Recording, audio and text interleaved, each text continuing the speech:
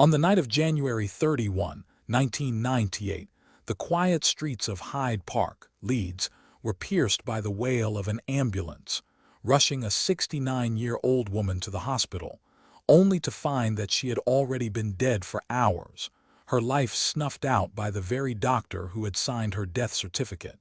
Britain's most prolific serial killer had just claimed his final victim, and the nation would soon learn that the trusted family physician behind the stethoscope was, in fact, a cold-blooded murderer.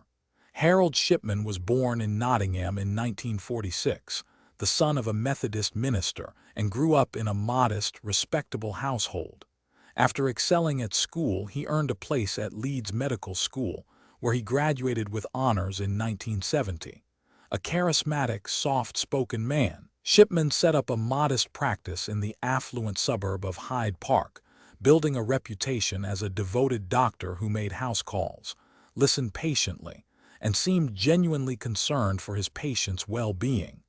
Over the next 2 decades, he amassed a loyal roster of elderly patients, many of whom lived alone and relied on him for both medical care and companionship. The first cracks in Shipman's facade appeared in the early 1990s, when a junior doctor at the local hospital, Dr. Jane Stout, noted an unusually high number of deaths among Shipman's patients. She raised the alarm, but her concerns were dismissed as coincidence, and Shipman's sterling reputation shielded him from scrutiny.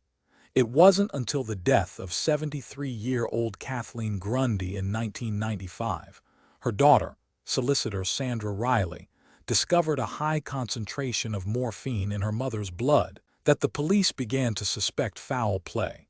Grundy's death was initially ruled a natural heart attack, but Riley's insistence that her mother had shown no signs of terminal illness led to a post-mortem that revealed lethal levels of diamorphine. The case took a decisive turn in 1998 when a local coroner, Dr. John Houghton, was handed the body of a 79-year-old patient, Constance Penhaligon. The coroner's inquest revealed that the dose of diamorphine administered by Shipman was 30 times the therapeutic limit.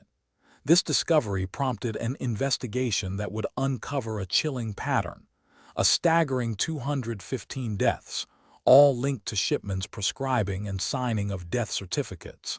The investigation, code-named Operation U-Tree, involved exhuming the bodies of 30 patients and conducting toxicology tests that repeatedly showed excessive levels of opiates.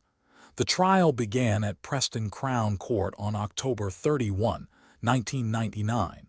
The prosecution, led by barrister Geoffrey Robertson, presented a damning array of evidence: handwritten notes, the infamous doctor's notebook, in which Shipman recorded the precise doses he administered, and the testimony of bereaved families, who described how their loved ones had been healthy and active just weeks before their sudden deaths.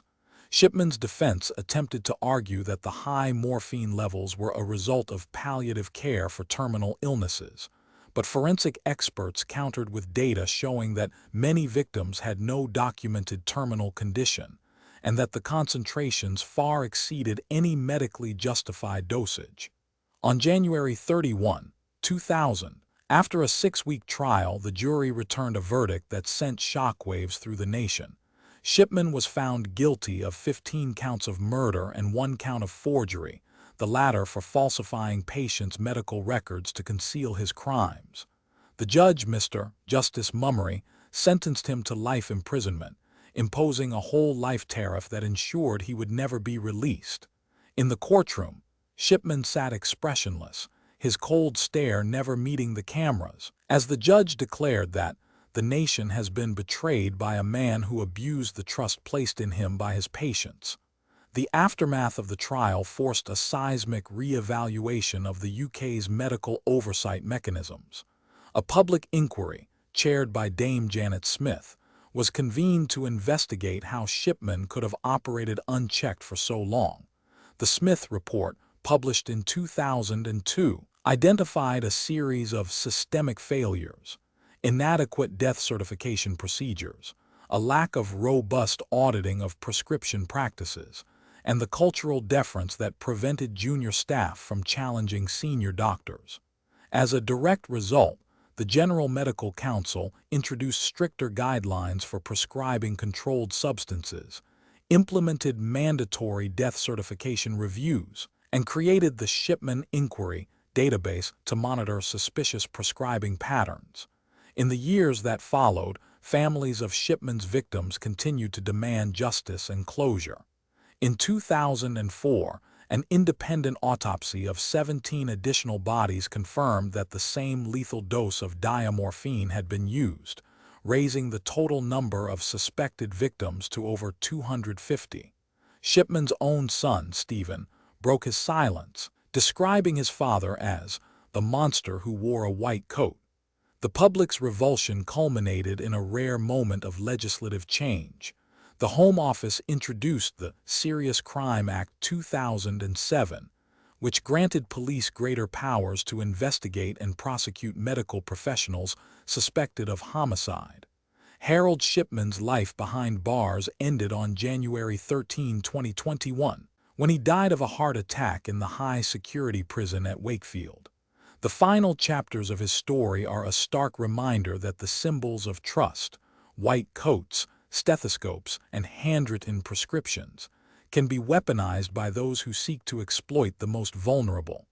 His legacy lives on not only in the hundreds of lives he took, but also in the sweeping reforms that now safeguard patients across the United Kingdom. The Shipman case continues to echo in medical schools, forensic labs, and courtroom dramas, serving as a cautionary tale of unchecked authority and the vital importance of vigilance in healthcare.